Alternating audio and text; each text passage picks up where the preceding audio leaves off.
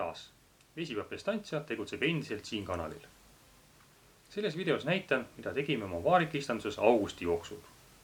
Kuu alguses korjasime saaki, vahepeal niitsime heina ning kuu keskel tegime isegi ühe rõugu. Vaarikate korjamist saate vaadata juulikuu videost ning heinategu on nähtav juuni videost. Kui huvi tunnete, siis lingid on video kirjelduses. Nende tööde peale ei hakka tänases videos aega kulutama. Aga mida varem pole näidanud, see on rõugu tegemine. Ning video lõpus räägin veidi remontantsortide eripäradest. Head vaatamist! Ma olen piisavalt vana inimene, et mäletada, kuidas omal ajal heina tehti. Kõigepealt hein niideti maha, lasti tal kuivada, vahepeal kaarutati, siis aeti hein rõukudesse või siis kuhjadesse. Lõuna-Eestis olid rõugud, Põhja-Eestis miskipärast kuhjad.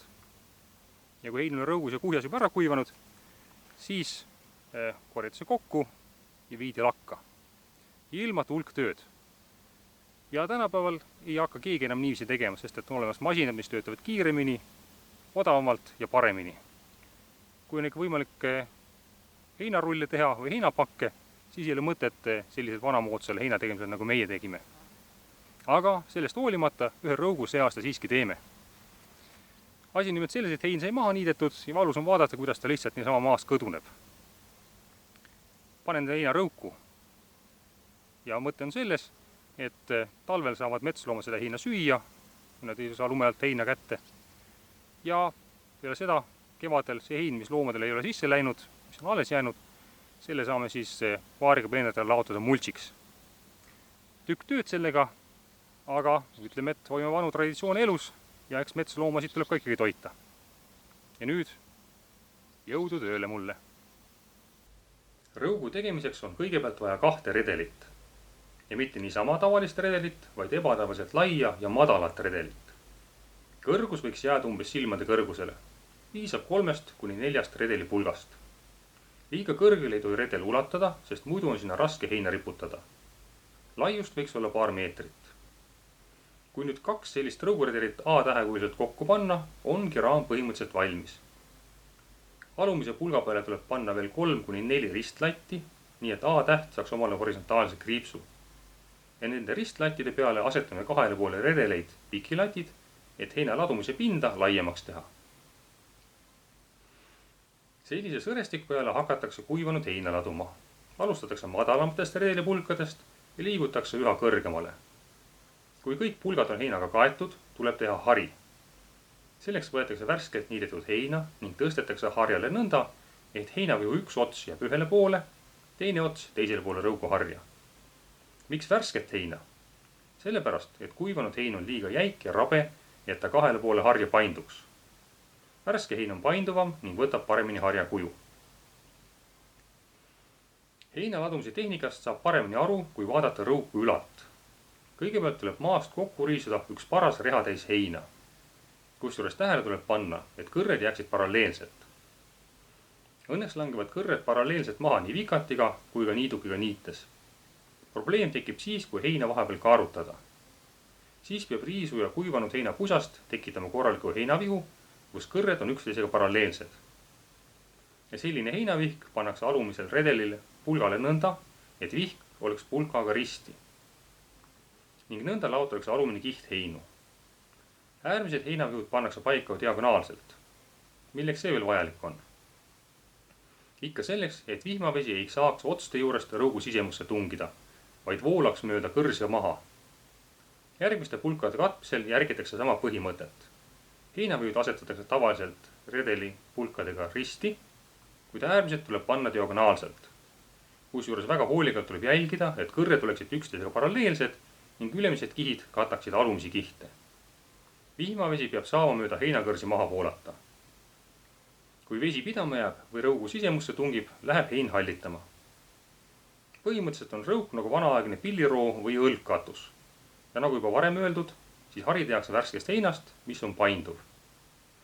Väga paksult ei tohi toorest heina laduda, muidu ei kuiva see ära. Teooria on nüüd selgitatud.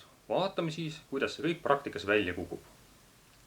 Päris nii ei läinud, nagu oleksin soovinud. Esimene puudus on tööjõud. Minu kogemused heina riisumisel ja rõugule ladumisel on üsna napid. Päris raske on heina koguda korralikeks vihkudeks, kus kõrred on kõik kenasti paralleelsed. Kui rohkem harjutada, läheks ehk paremaks. Teine probleem on heinaga. Mida rohkem kasvab heinamaal kõrrelisi ning mida pikem on kõrs, seda parema rõugu saab.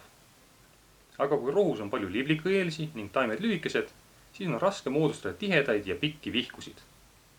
Paratamatult tulevad vihud kohevad, mis omakorda tähendab, et sellisesse rõuku pääseb vesi kergemini sisse. See on paradoksaalne olukord. Kasvatades kõrrelisi saab füüsiliselt häid rõuke, kuid toitained on kõrrelistes vähem kui liblikõielistes.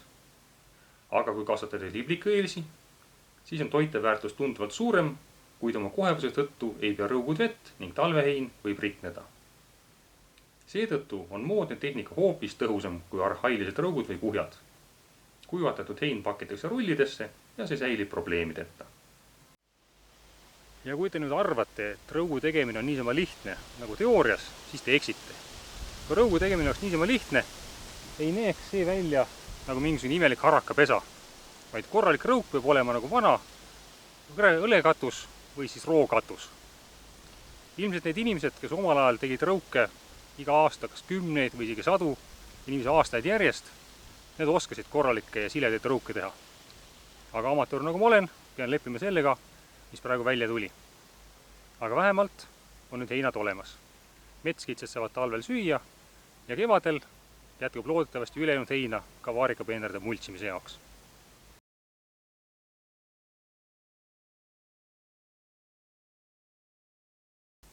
On augusti keskpaik, 14. august aastal 2022. Ja tundub, et selleks aastaks on saak läbi. Vaarikavarred on ära koltunud, lehed on kollased ja saak korjatud. Isegi on veel mingisugused üksikud marjus ei jäänud, siis nendest küll müügiks ei jätku, võib-olla iseenda söögiks ainult, tillukesed, ebakvaliteetsed, ühesõnaga saak on läbi. Jah, tavalistel vaarikatel see nii on. Aga siia peenras on istutatud remontantsort. Ja remontant tähendab, et ühes aastas on võimalik saada 2 saaki. Esimene saak tuleb teise aasta vartelt, nii nagu tavalistelgi vaarikatel. Selliste varte peal õitsevad kevadel õied, marjad saavad suve jooksul valmis ja praeguseks aastaajaks, augusti keskpaigaks on siis saaka korjatud. Aga vaarikatel on ka esimese aasta varred. Tavalistel vaarikate esimese aasta varred lihtsalt kasvavad, talvituvad, järgmisel aastal annavad saaki. Aga remontantsort on selles suhtes eriline, et tema esimese aasta vartel tulevad juba õied ja viljad esimese aasta suvel. Siin on näha, et vaarikas alles õitseb, misisest käivad seda tolmeldamas. Ja esimesed tillukesed rohelised marjad on isegi näha. Ja kui nüüd tuleb ilus soe, piisava vihma ja päikesega sügis, siis sellist saaki võib koristada kuni öökülmadeni. Kõige toredam selle sügisese saagi juures on see, et kahjurid ei ole suutnud kohaneda remontantsordiga. Ehk siis need teise saagi marjad, need on praktiliselt ilma kahjuriteta. Pole usse, pole putukaid ja pole ka tarvist mingisugused taimekaitsetöid teha. Nii et kui ilus sügis tuleb, siis saab siit ise süüa ja loodetavasti ka klientidele natukene müüa. On 27. august aasta 2022. Vaarikad hakkavad juba koltuma. Lehed on kollased, varred närbuvad ja viljadest on jäänud ainult mingisugused poolhallitunud kübemed. Aga nii on see ainult teise aasta vartega. Esimese aasta varred hallindavad hästi ja remontantsordil on isegi näha, et esimese aasta varre tippudes on puhkenud uued õied ja isegi juba esimesed rohelised tillukesed marjad on siin näha. Ja kui peenrast otsida, siis leiab isegi kobaraid, üksikuid kobaraid, kus need esimese aasta varte sügised vaarikad on täitsa ilusaks punaseks läinud. Ja kui nüüd natukenegi ilma peab, et oleks vihma, päikest ja sooja, siis on lootust, et seda hilissügist vaarikasaaki saab koristada kuni öökülmadeni. Aga see sõitub kõik ilmast. Loodame paremat. Saigi august läbi.